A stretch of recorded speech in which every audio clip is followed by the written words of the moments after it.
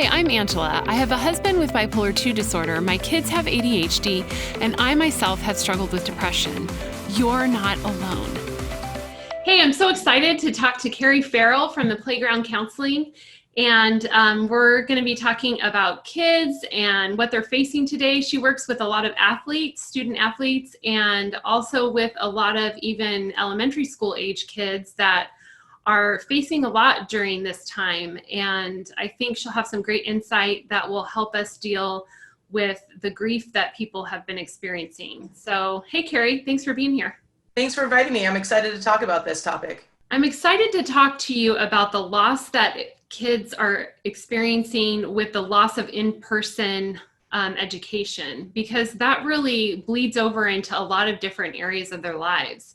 And so as you've been working with students, what are you finding is probably the biggest impact in that area for them? One of the biggest things is probably lack of motivation. Kids know that they should be planning for things and preparing for things, but to get motivated for that is really difficult. And so, they used to get kind of motivated because they would have things to look forward to, things that were fun, games or dances or even graduation. And now the most exciting thing they have to look forward to is doing an English paper or quiz online. So they don't even look forward to going to school with their friends. And let's be honest, most kids, if I say, do you like school? They're like, well, I like my friends. Even little ones that, they still get excited about learning, but really they want to be there for the social interaction. And so that lack of motivation to even get out of bed is super common. So you see all these kids are sleeping until 12, 1, afternoon because they figure, why get up? What am I getting up for? And so even coming back to online school has been a big challenge of making that adjustment for kids. Right. So they were experiencing that type of feeling over the summer, and then to get them to get that kickstart of, okay, let's press in and actually start some sort of routine, but yet there's no motivation because they're not seeing their friends. Exactly. And so, yeah, I can see how that is. And it's funny because I would have kids that would come to session and they'd come at like 1. And they go, well, you woke me up. I'm like, do you know that it's 1 o'clock in the afternoon? But for them, it's like, well, what else am I going to go do? And so one of the big things we did work on is how are we going to transition back to school? Just like we do regularly, it's usually, your bedtime gets a little bit earlier when you get back to school. We had to do the same thing. But it was harder to convince kids to see the need in that because they go to school in pajamas, right? They're not getting up, taking a shower, and getting ready for school. And that part of the day is really important. It's kind of that transition of, all right, I'm sleepy, I don't really have focus, to, okay, I'm ready to go to school. I have myself put together, I'm actually clean, and face the day. So that's one thing that kids actually can do to kind of get in that mindset is get ready for the day. Even though you can be in pajamas, at least on the bottom, when classes. And so I hear a lot. It's like, I just wear sweatpants every day, or I wear, PJs, and I don't even shower because who am I impressing? I'm on a camera, right? Right. And also a lot of kids aren't even putting their faces on the camera. They're just putting up their names. And then I think that's another problem. Yeah. I think that's another problem because I hear that a lot is I just put my name up there, I just put a picture, but then kids can be really pulled away from their interaction. And even though Zoom is not regular human interaction, it's the closest we have right now. And so even take that away is really going to just totally separate our kids even further than they are. So if your students are doing that because they're wanting to be on their phones or whatever, make sure that they actually are, screen available. Right. And still asking questions and still engaged in the class. Right. So number one, you'd say, make sure they're having that transition time of an earlier bedtime and actually getting ready in the morning. Correct. And then number two, don't let them disconnect from the connection that they actually could be experiencing by just putting, their name or a picture up on the screen because they need it. Correct. Yeah. So what else are you seeing as far as the impact of this grief of, experiencing that loss of in-person education? Well, one of the things that is difficult too is what the education is limited. So they think, oh, I just have to do this worksheet, or I can cheat and turn it in because nobody's going to know, right? And parents usually get this grimace on me, and they probably know that I'm secretly guilting them inside, even though I try really hard not to judge my clients. Because I mean, I understand where they're coming from too, right? They're just going through the motions. They just are trying to get through the day because the excitement of learning is kind of disappeared. And so the thing that you should really put in front of your kids is how do you challenge them to step up even though it's not as exciting? So that's really falls on the parent, which I know parents are just overwhelmed, and that is really difficult because you're trying to work or you're used to your kids going away. So if you're a stay-at-home parent, to actually do the things that we need to do to survive as parents. But one of the things you could possibly do is ask your child, what are ways that you can challenge yourself in class, right? What are some ways that you can really step up your academics? Last year was difficult because kids had the mentality of, well, it doesn't matter what I do, it's not going to impact my grade. Right. I cringed when I heard that because any of the motivation or any of the goal setting went out the door. I mean, even I would say, what am I doing this for if I'm not going to get. Now, my 40-year-old self says, but you need to learn these things. And that conversation with your student. I always would joke and go extreme and say, I don't want a doctor that just cheated their way through med school. Right. Phoned it in, you know? Exactly. And I say to the kids, especially my teenagers, you're going to need this when you move on. If you didn't pay attention in chemistry 1, how are you going to be able to do chemistry 2? And they'll be, I'll cheat or I'll look it up or whatever. Well, someday somebody's going to need you to know those things. Exactly. Is how do we challenge ourselves? What are we trying to get out of this education? And even maybe pull things from outside that are interesting to, kind of motivate them to really focus and make academics a priority. Yeah, I think it's a different perspective on learning. We are so grade focused, and that it seems to be like, okay, what did I get? What did you get? That's parents are always asking, are you making the grade? Because that's the only way we're measuring, what they're learning. But my son, now in his junior year of college, was giving some advice to my daughter, who's a freshman in college. And he was like, you need to start thinking differently about grades and college because, yes, it's important, what you get is important because you need to, do well. But also the main priority needs to be what you're actually learning. Yes. How is this important for, going forward in whatever, you're focusing on. And so I was looking, kind of pulling back from that and thinking, gosh, maybe we need to look at that more early on. How can we talk to our kids about the value of learning for learning's sake and realizing that, okay, it's not always about the grade that you get, but it is about what did you get out of it? How are you learning? Correct. And, so maybe right now is a really great time for parents to be talking to their kids about that. Yeah, that's a great tip. Well, and when I went through grad school, I wasn't actually planning on becoming a counselor. I was using it to be better at the job I was in. So I didn't go in and I wasn't going to get a PhD. So I just wanted to learn as much as I could to be the best at my job that I could. And I actually got better grades than I did, and than if I was just focusing on grades. And I feel my education so much better, and I'm able to serve my clients so much better. Right. And one of the things you can do is you can have your students explain things to you, right? Because if they really know, they should be able to explain things to you. And this doesn't even mean in high school. So if my son, who's 10, says, hey, we learned this today, and I'll be like, well, what does that mean? And then if he can do that, I'm like, okay, then he actually learned it. It wasn't just something that he filled in a worksheet, right? Exactly. We're all running out of things to talk to because we've been stuck in our houses. So when you ask about how is school, don't just accept it's fine. Yeah, when that is the acceptable answer, you're going to be the parent that gets the call from the principal and you're shocked by what's going on, right? Right. You need to follow up and say, what is something that you learned today? And they could say, well, I learned about, the 3 branches of the government. Well, explain to me what that means. Okay. Yeah. If they don't know, this is an opportunity for you to, and if you don't know, which half the math and science probably that comes to our house only at middle school level, I would have to get help with, but it also lets you guys, lets parents and kids do a project together, look at something together. Yeah.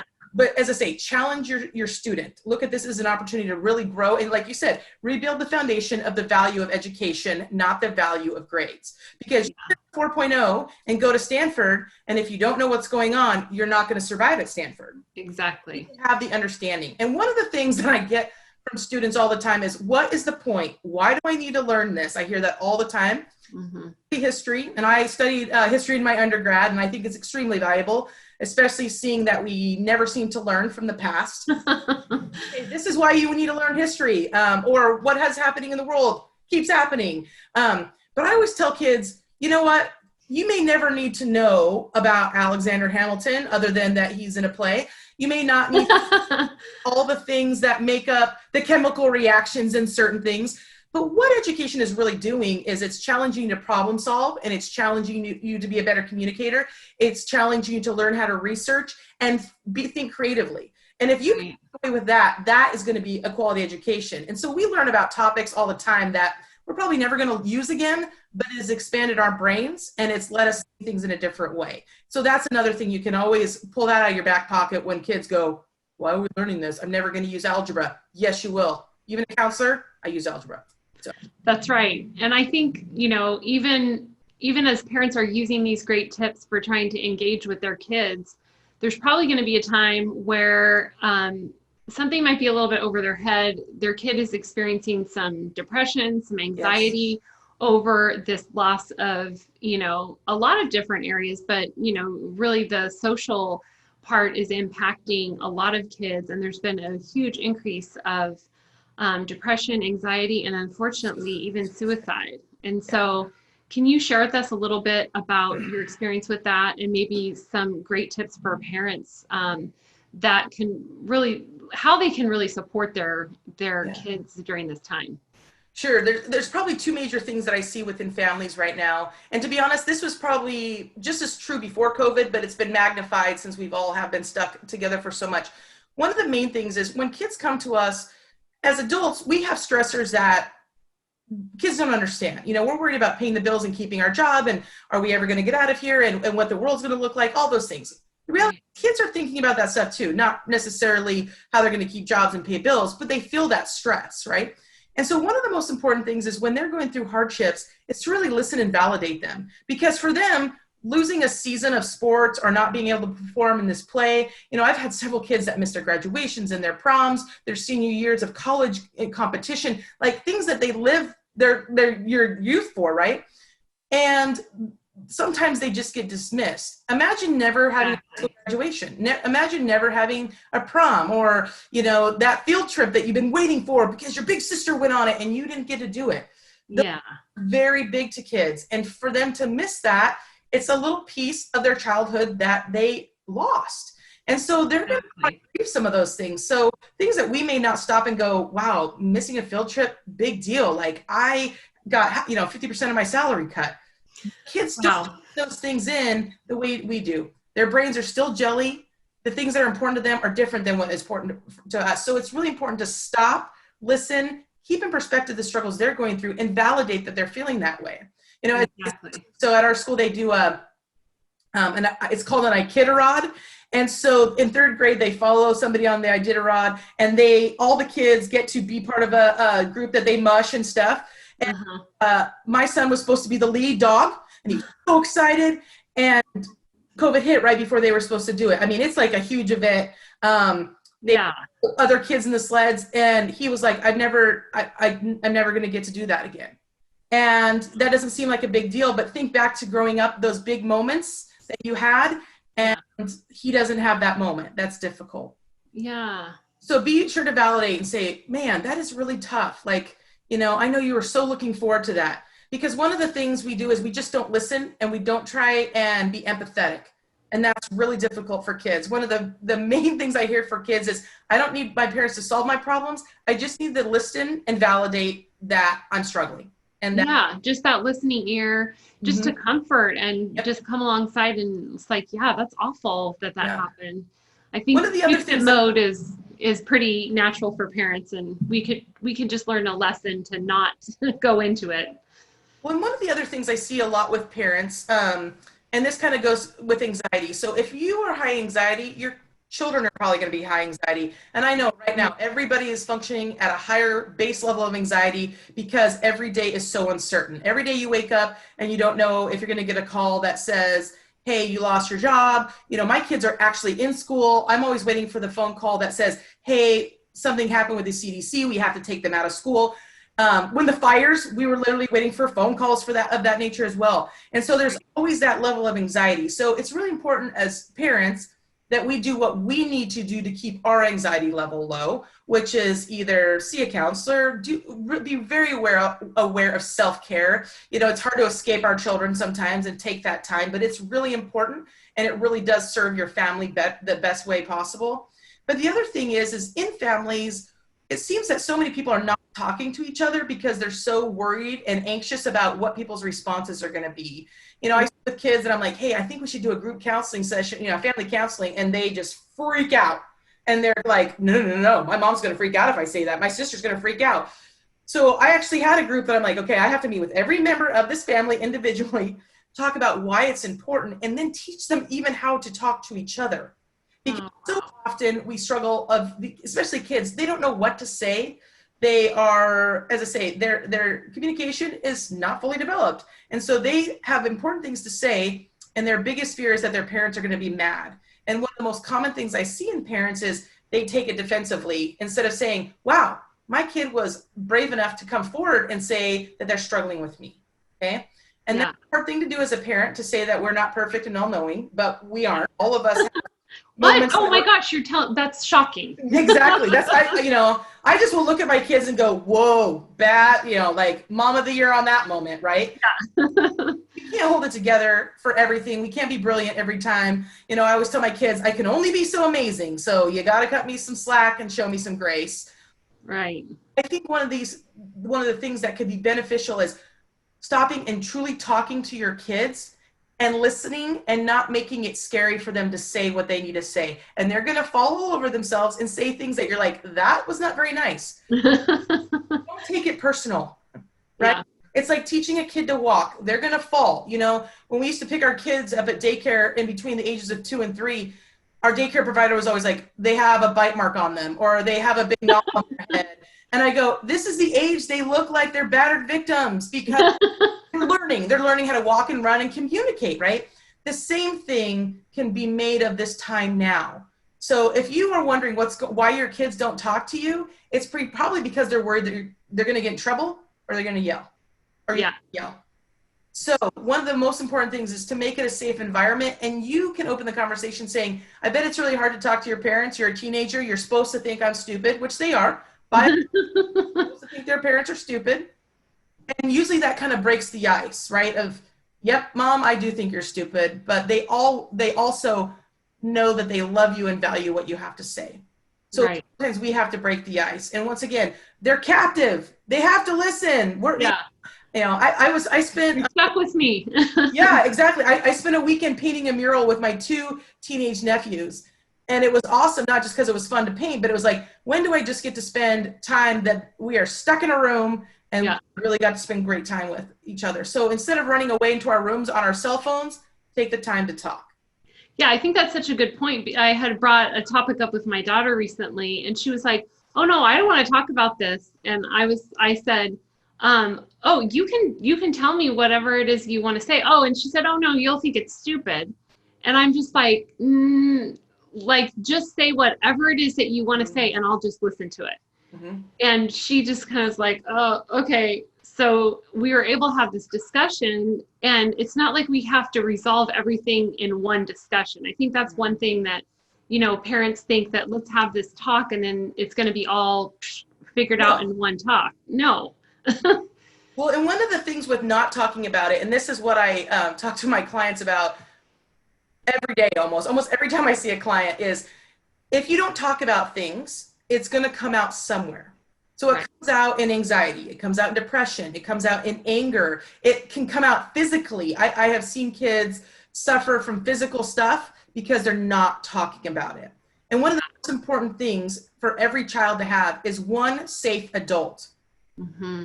Really, it should be 3, but I'm not asking for miracles. I'm always, they need to have one safe adult.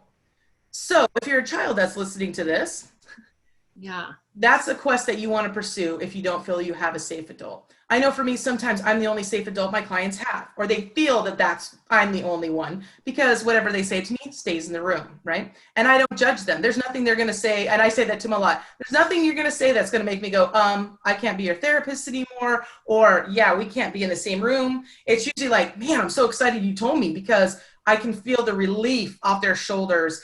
And usually all those symptoms of anxiety and depression and the physical stuff and the anger starts to subside. Right? Yeah, that's huge. Just the validation of knowing, like, you can be real with me and I'm gonna stay. It's gonna, this is a safe place for you to open up and talk. So when kids are having, thoughts of suicide or just of, perhaps harming themselves, and parents find out about this, what's the best, kind of step by step? Can you walk us through that conversation? Well, and I kind of want to differentiate between somebody like doing self-harm and cutting themselves and yeah, that's great. And suicide. Because usually people think that self-harm is the kind of gateway to suicide, and it's not. Because it's really complicated to understand why a child would self-harm, or a teenager, or even a parent. The reason that people self-harm is that they are trying to feel something. So lots of times we numb out our emotions so much when we've been through trauma, or we're, as I say, like some kids in this state, like we're so just blah, and they don't feel anything, and they want to feel something. So they rather sometimes feel physical pain than the emotional pain or the complete emptiness that they feel. So that's why they will cut. Sometimes they want to be able to control something in their life, and they can control that pain. So often kids don't feel they can control things. I was in an 8th grade classroom, and I go, how many of you guys feel that you have control over nothing? And they everybody raises their hand, or they have choices. And so I'm always very upfront of saying, this is what you have control over. You have control over yourself and your reactions, and you always get to choose. Now, are there consequences? Yes. I told the 8th graders they could walk out of this class, and they were excited. And there's consequences, and then like all their faces got. Yeah, they're like, oh, okay. Right. But the thing is when people feel they have no control, they do a lot of things to get it back. That's where eating disorders can come from. That's where cutting can come from. They want to have that sense of control. Right. That's the hard thing about COVID is we feel like we have no control. We don't control things in the stores. We don't control the government. We have no control even if we're going over to friends. And so many people want to get that control back.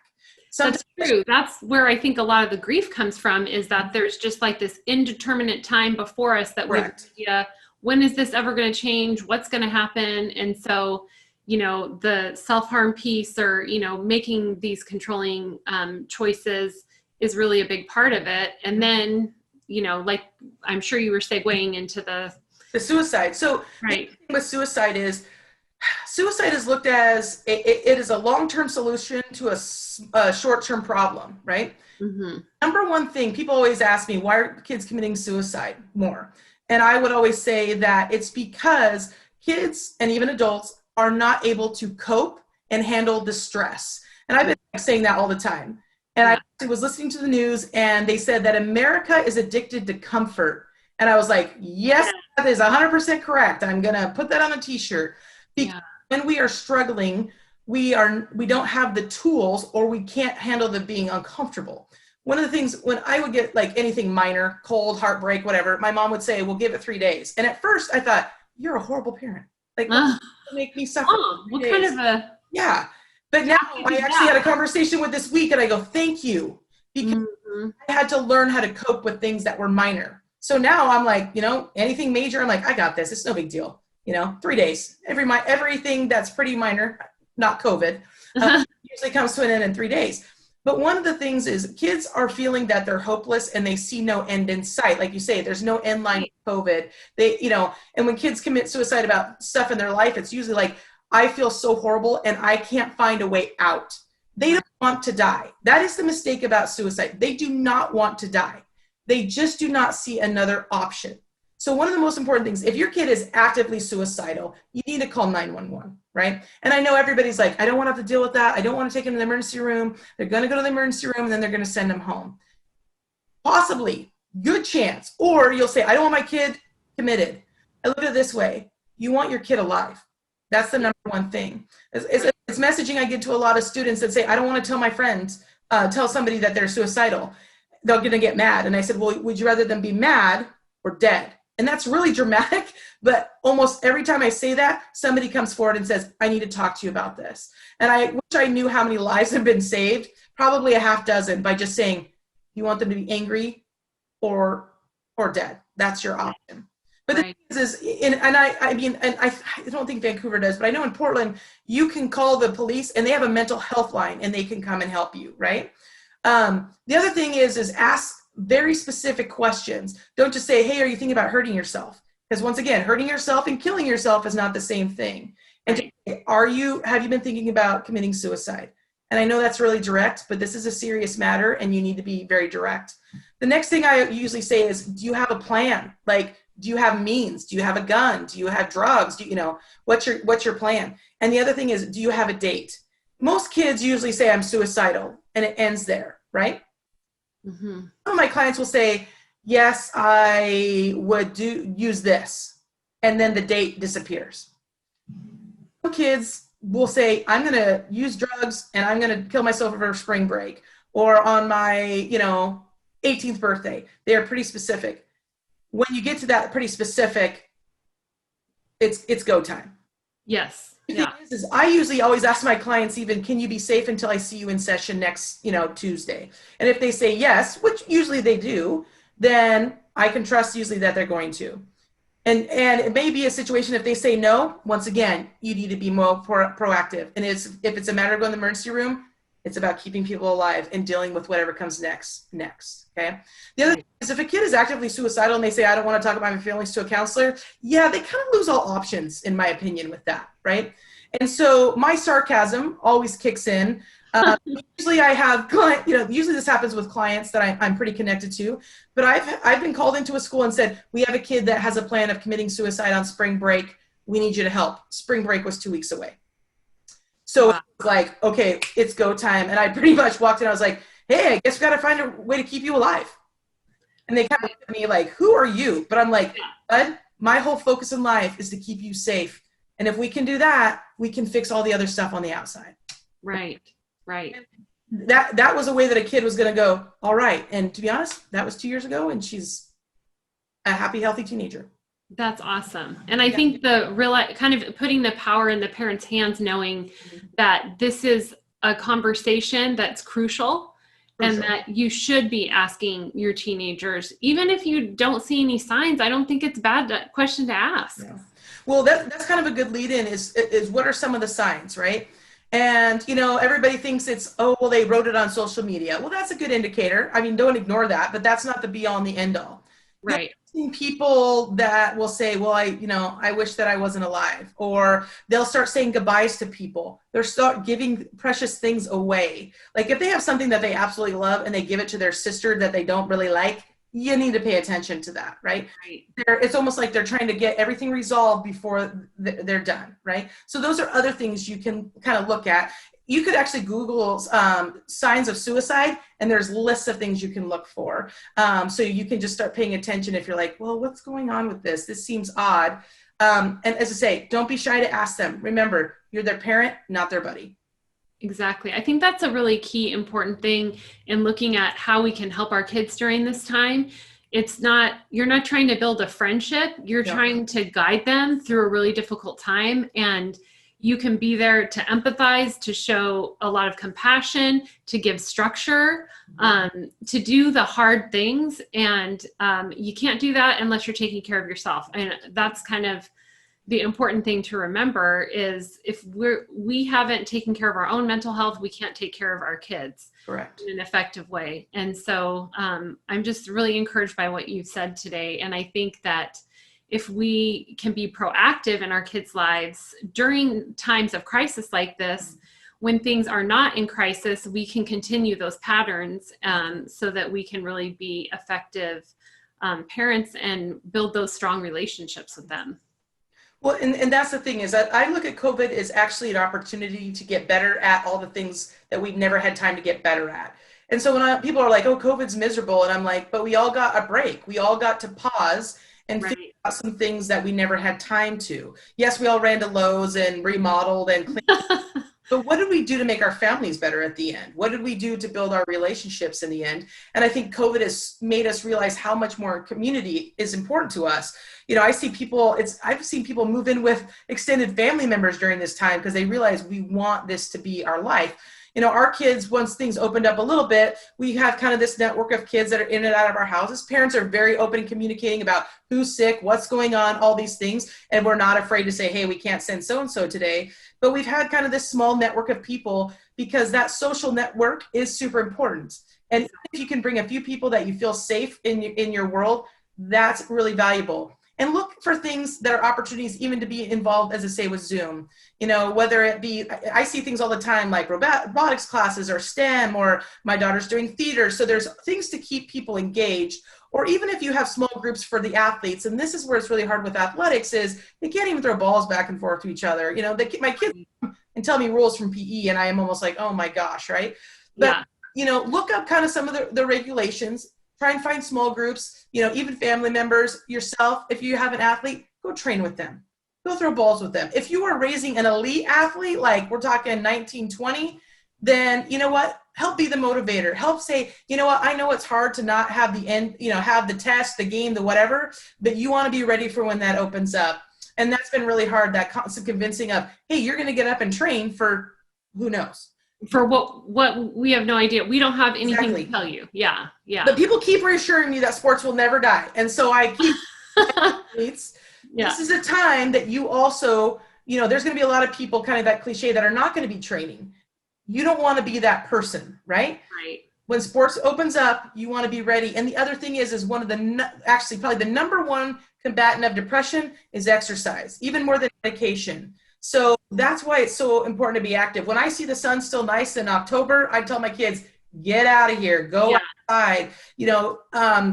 It's interesting because video games are video games, but when our kid is not playing video games, like if he, gets in trouble and loses his video game privileges, he's a lot nicer kid.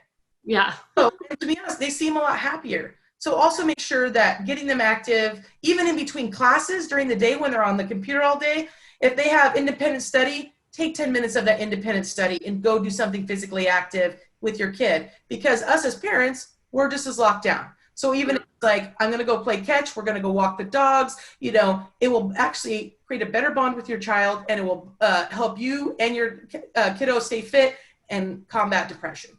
That's so true. I was talking to a friend the other day who said, even when they have like 5-10 minute breaks between, schooling for their kids, it's like the boys are out, throwing a football, and it's like, how much better can our mental health be when we're encouraging the kids to do that, and then we're joining in on it too. So yeah. So on a break, if they reach for a phone or a switch, hand them a ball. Yeah. Or a dog leash and say, go walk the dog. Yes, which is exactly probably why you named your counseling group The Playground. Yes. So speaking from experience, you know the benefit of it. And thank you so much, Carrie, for just sharing your wisdom with us today, because I know that loss and grief don't have to be an endless experience, that people can really move through it and be able to find ways to combat it and to really help support one another. And I think that's what we've talked about today. So thank you so much. You're welcome. And it's been interesting when people say, how can I pray for you? And I always say, don't pray for me, pray for all of us, that we can continue to work through this hardship of being home all the time, that it's time for families to come together instead of always things falling apart. That's right. The prayer is that we can really support each other during this time. And I agree 100%. Thanks again. And a big thank you to His Heart for supporting this channel. If you want more information for you and those you love on mental health, go to mentalhealth.academy today.